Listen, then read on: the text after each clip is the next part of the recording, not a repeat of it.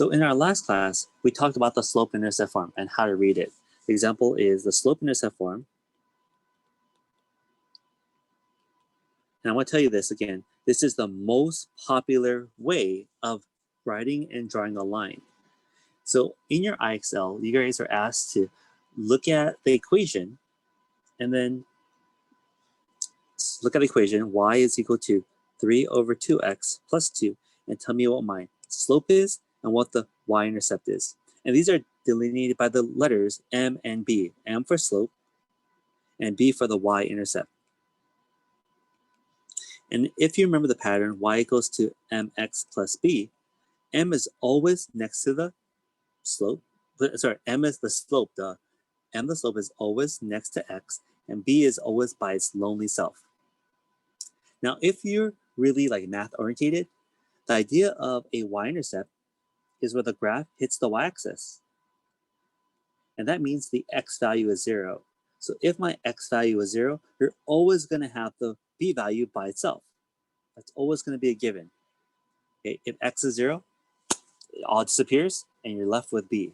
And in this case, if I say x disappears, you're left with the number 2. But that's also your b value, right? That's the value standing by itself, and the slope is 3 over 2. Also in our last class, we talked about how to graph this. And hopefully the IXL problems were super easy. I see only about half you guys did it, but the kids who did it finished in like 7 minutes. Okay, you could have been done with your homework in like 7 times 2, like 14 minutes. So I can't stress the fact that you've got to work on this homework on time. If not, you've fallen behind. So our y-intercept is 2, 1, 2, put a dot. And our slope is 3. So we count up, rise 1, 2, 3, run 2, put a dot. And we have our line as easy as that. Again, it doesn't become easier than that, but if you don't practice it, you're going to get it wrong repeatedly. So let's spend some time, catch up with it, and that's really what you guys did in the last homework. Now today we're going to work backwards. We're going to work on reading the graph, writing the equation, and then solving for it if it wasn't in slope-intercept form. Since we like slope-intercept form so much, we want to make sure we can make everything look like slope-intercept form. So let's go ahead and give ourselves a graph as we first start. 1, 2, 3, 1, 2, 3, 1, 2, 1, 2.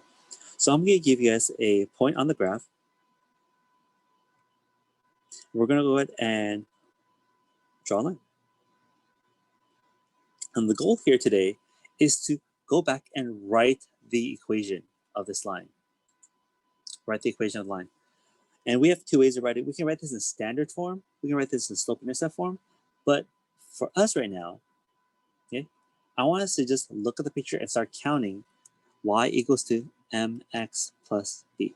Tell me what my b value for this graph is. Tell me what my m value is for this graph. So let's first find the b. The y-intercept is what b stands for. So where does the graph run into the y-axis? What's that y value? The y value is -1. Thank you very much. Good catch. That was fast. So my b value automatically is -1. We just write -1 there. All right. This m stands for slope. So how do I get from point A to point B? Let's call this point A and point B. We rise by 1, 2, and we run by 1, 2. We rise over run. Remember, slope is always rise over run.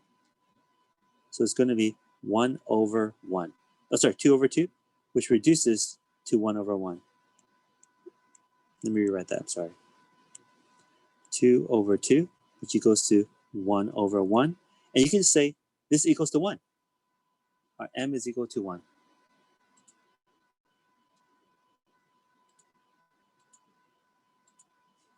So m is equal to 1, b is equal to -1, y is equal to mx plus b.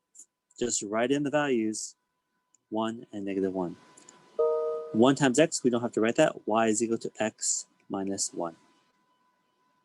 And that is the equation of our graph. Does it get more hard than this? Not terribly. As long as the y-intercept is a whole number and we're given 2 easy points, the answer is no. And that's one of the creative things about us learning math, is that There's patterns in everything. There's patterns in everything. And if we can identify those patterns and write a way to always reliably go back to those patterns, we come up with a rule. So let's give us a point. We'll do a point, let's go down here. I'm going to pick a point way over here.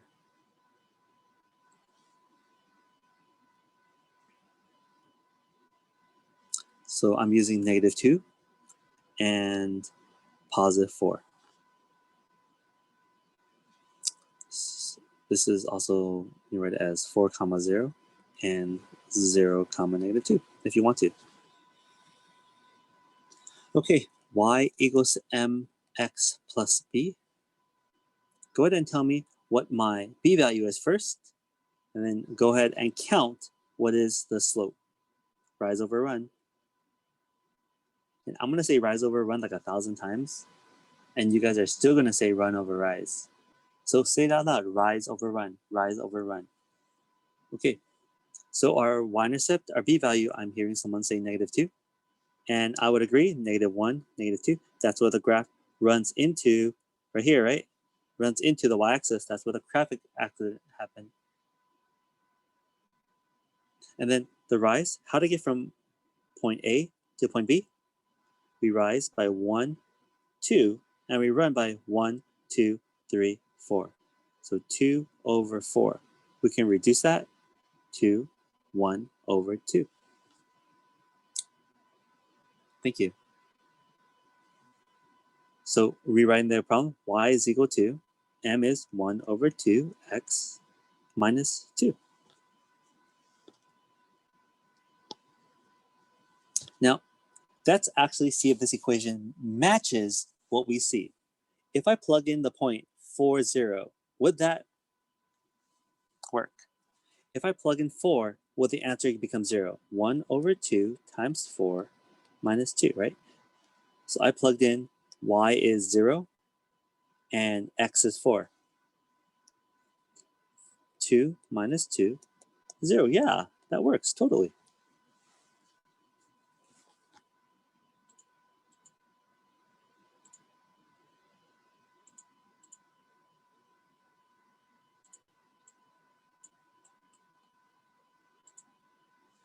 All right, moving on. I have one more thing to say. We had an equation that we talked about that works for slope. We said m is equal to rise over run, and that was followed by y2 minus y1 over x2 minus x1. Does this still work? And of course it still works, right? Of course it still works, because the slope of a line is still, okay, let me write these points. I'll call this x1, y1. Oh, let's call it x2, y2. And this is x1, y1. So if we try plugging our points, 0 minus -2 over 4 minus 0. Again, I'm just copying x1, y1, x2, y2 from the points that we were given. This still gives you 2 over 4. Now, which way is easier? I would say counting the steps on the graph is easier. 1, 2, 1, 2, 3, 4. That's so much easier because the graph is there. But of course, if the points were not on the graph, you could do this by just subtracting the rise over run. We could still find out that value. And that's where we're kind of going toward. I'm going to give you less graphics and just more numbers, and we're still going to have to be able to find what the equation is that represents those points. Let's do this one more time. And on the eye, so it really is that this easy.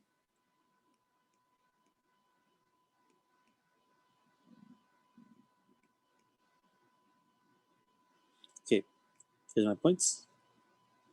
That looks like a terrible line. Our point is 0, 4. X is 0, y is 1, 2, 3, 4. Next point here is 2, -2. So I don't know what the answer is. But what is the line equation that represents this line? What is the m? And what is the b? Go ahead and first find the b. That's always the easiest to find. And then follow that by counting the slope. It doesn't have to be the reduced fraction yet. Just get an answer, and then if we have to reduce it, we can reduce it then.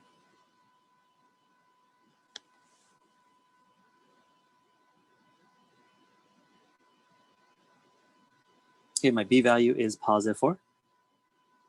And my slope is negative 1, 2, 3, 4, 5, 6, negative 6 over 1, 2, positive 2.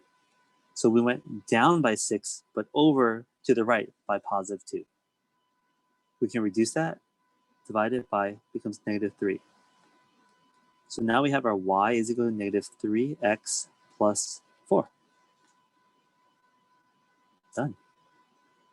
The crazy thing is, this is probably our fastest way to write an equation for anything.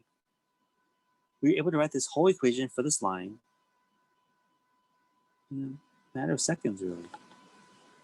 If you don't have to draw the graph, man, this is really counting. I feel like I'm in kindergarten.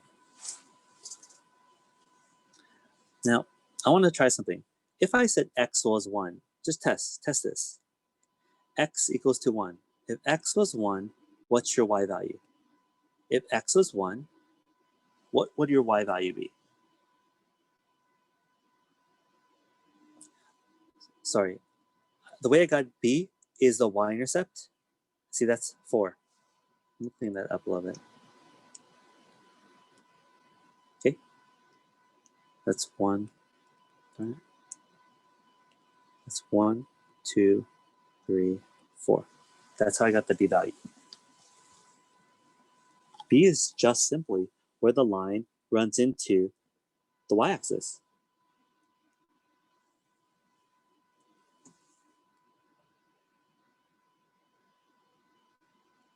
Okay, so we're just going to test if this equation makes any sense at all. Okay, does this equation make any sense at all? If I plug in the 1, x is 1, y is equal to negative 3 times 1 plus 4, y is equal to negative 3 plus 4 equals to 1. Y is equal to 1. If y is 1, if x is 1, y is 1, hey, that's a point on the graph. That's perfect. So now that we have the equation, we can now pick any x value we want, and we can find out what that y value is.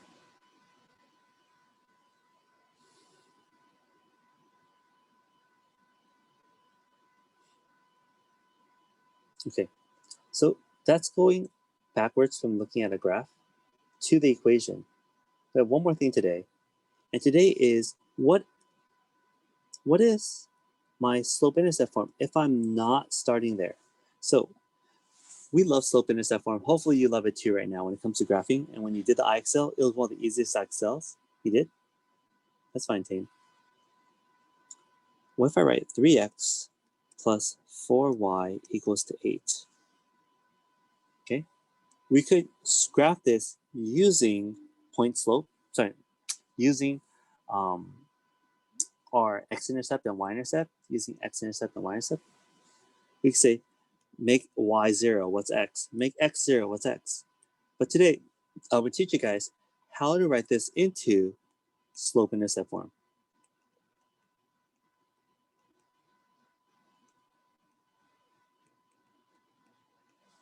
And here is the easiest gimmick.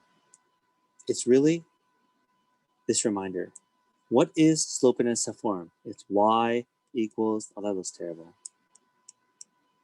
It's y equals mx plus b. Y equals mx plus b. So the secret sauce here is actually that y is alone. Does y look alone here on my left? In standard form, no, y is not alone. There's a lot of people bothering y. So right now, we are going to solve for y, get y alone. So we're going to kick out the 3x, then we're going to kick out the 4. So here we go. 3x plus 4y equals to 8. I'm going to minus 3x to both sides. Take a look, I'm minusing 3x. Is 8 and 3x like terms? They are not. So we write it as negative 3x plus 8. You could write the 3x in the back, but I don't like doing that because that doesn't give me slope-intercept form. Next move, I still need to get rid of the 4, right? So let's divide 4 from everyone. Please take a look. I'm going to actually divide 4 from every part. You could write it as two big division signs, but I'm not going to do that. I'm going to write it as divide 4 by every single part. The 4 is divided out. Y, that looks like a 4 again. Y is equal to negative 3 over 4x plus 2. So in algebra, this is one of the skills that we've been building up to. We've been looking at opposite operations. We've been working on solving for a variable. So this is the culmination of both those.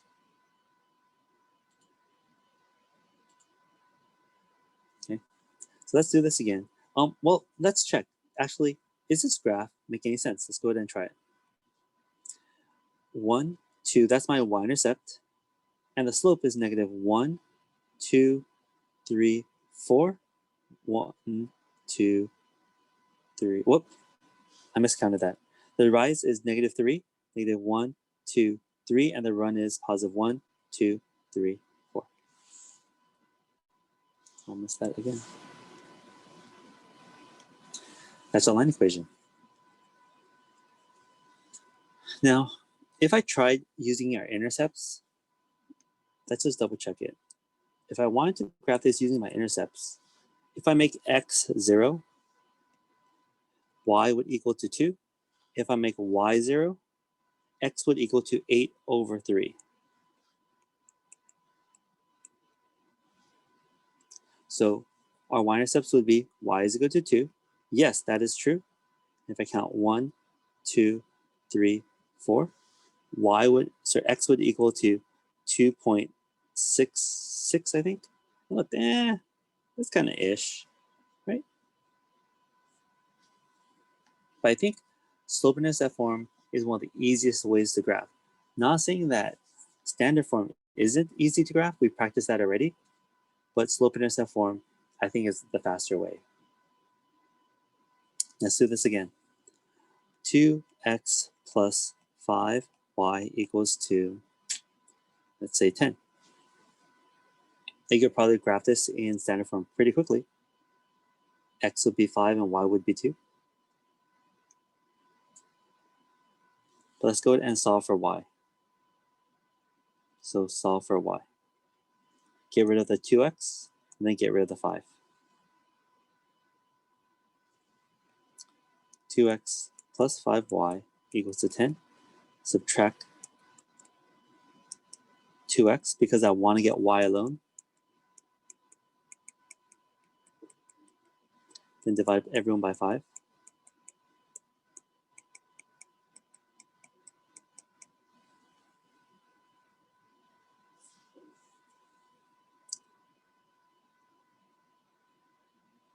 Two divided by 5, can't do it. Leave the fraction.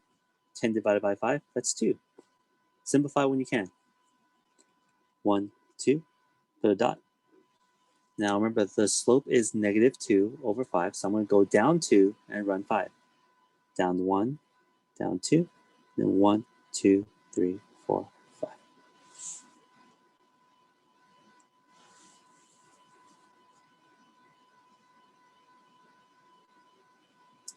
Want to do one more problem? Let's throw a negative in there. 3x minus 2y equals to, let's do 12. Solving for a y, we have to get rid of the 3x first and then the negative 2. So I'll rewrite it. Minus 3x to both sides because I'm trying to solve for y. Get rid of everyone else you can that's farthest away. So that's a positive 12, right? You don't see it there, but I'm going to write a positive 12 next to it. That becomes a positive 12. And we divide everyone by negative 2. Negative 2, negative 2, negative 2. Be careful here. A lot of kids will actually forget the negative. Y is equal to positive 3 over 2 because negative divided by negative is a positive. And 12 divided by 2 is 6. Graph it. 1, 2, 3, 4, 5, 6. Put a dot. We're going to climb out of the hole by rising 1, 2, 3, 1, 2.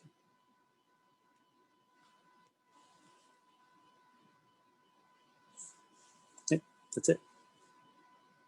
Okay, if you have any questions, guys, stick around. But besides that, that's the lesson.